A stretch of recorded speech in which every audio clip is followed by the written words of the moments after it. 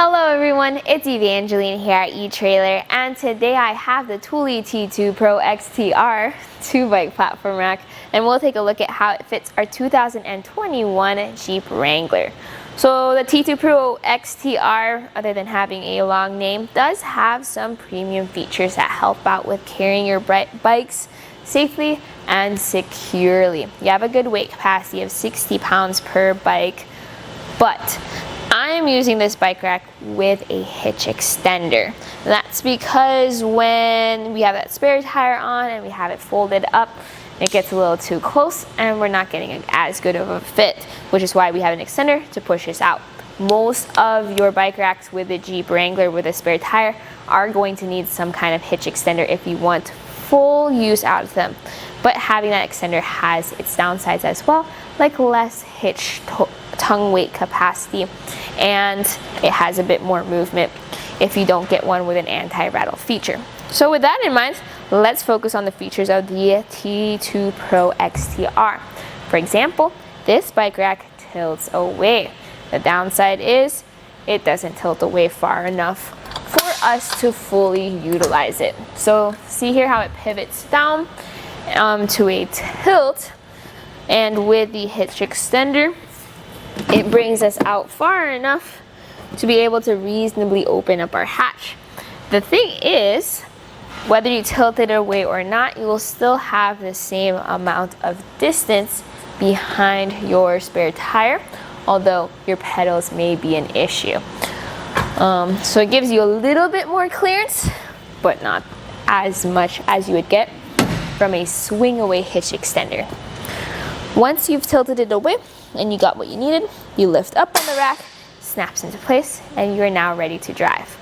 So what types of bikes can you carry with this rack? Well, I mentioned that 60-pound weight capacity for those heavy electric bikes, but also different shaped bikes work well too, because it's a frameless contact rack. So it holds onto your bike by the front wheel as well as the rear wheel with a strap.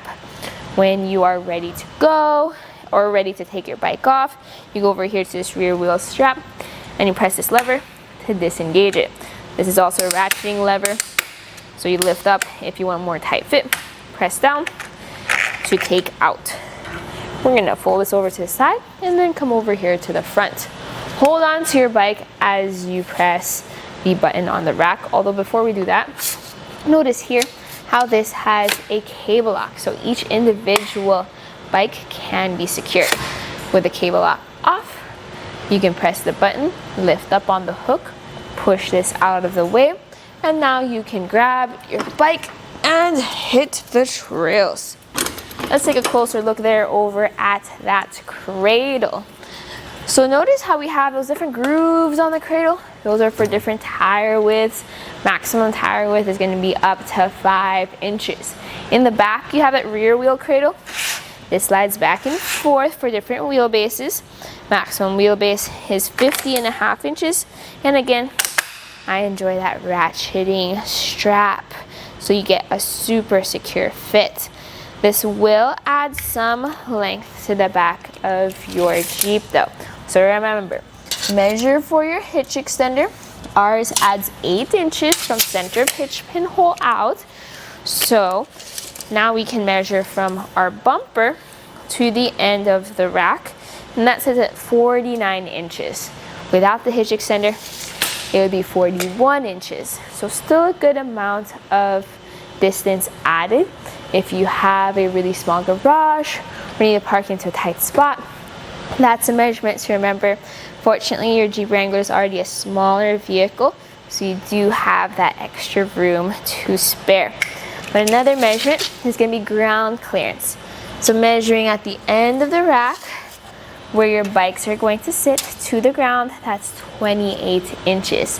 If you want to do some off-roading or overlanding, let's talk about ground clearance. This point is 22.5 inches, and the wheels to the ground are 15.5 inches. So this measurement is something to think about when you need to go up steep inclines like driveways or hills, but also how high you need to lift your bikes up. If you want this rack to take up less space, what you can do is pull this lever, lift up, and push against the vehicle. Measuring for that, we're going to go from our bumper to the end of the rack. That is 27.5 inches. Minus the 8, you're going to have about 19 inches of length. So that's something to remember if you're just driving around town. You don't want to take up too much space, but you also don't want to take your bike rack off. With it folded up like this, yes, our rear window is visible, and our taillights are visible, our license plate is visible, and your backup camera that is on the spare tire, that's going to be centered right where your bike rack is. Coming in close to the hitch receiver, this fits into your 2-inch hitch. It has this pin that pops right in, and it has an anti-rattle knob. The downside though is if you are using a hitch extender, you might not have an anti-rattle hitch extender, so there might still be movement as you drive around. The solution to that would be something like the Kuat hitch extender, the High-Low Pro, that has a little bit of an anti-rattle, and then you can secure both your bike racks, both your bikes to your bike rack and your bike rack to your hitch safely and securely. With all this in mind, the Thule T2 Pro XTR definitely has those premium features that keeps it at that premium price point. This compares closely to the Kuat NV. I think it's very similar with how it secures it, although where the cable locks are located is different, as well as the overall look of the rack, but they do have similar weight capacities. This one does sit further out past your Jeep though, compared to the Kuat NV, so you have slightly more clearance with your door, if that makes any difference.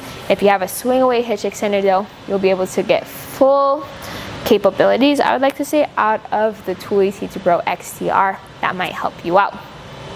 But this right here was a look at how the Thule T2 Pro XTR 2 bike rack fits on the 2021 Jeep Wrangler.